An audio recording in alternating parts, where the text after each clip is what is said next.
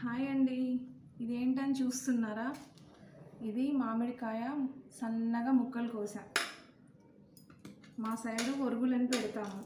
మనము పప్పుకూరలో వేస్తాం కండి, చింతపండు, నిమ్మకాయ, చింతకాయ పచ్చడి వాడతాం కదా, దాని ప్లేస్లో ఈ ఒరుగులు వేసుకోవచ్చు అన్నమాట. ఒక స్పూన్ వేసుకుంటే సరిపోతుంది. లేదు మీకు ఇంకా పులుపు కావాలి అంటే ఇంకొంచెం వేసుకోవచ్చు. ఇది ఈజీగా చాలా ఈజీగా తయారు చేసుకోవచ్చు.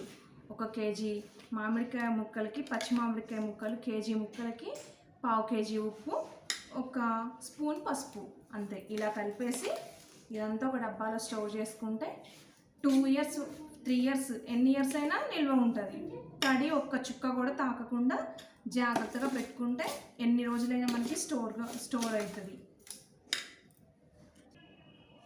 ఇదిగోండి, నాకైతే ఈ డబ్బాడు వచ్చాయి కేజీ ముక్కలకి.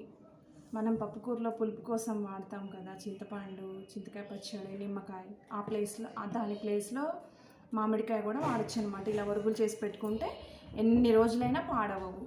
తడి తగలకుండా జాగ్రత్తగా చూసుకోవడమే. మీకు నచ్చితే మీరు ట్రై చేయండి.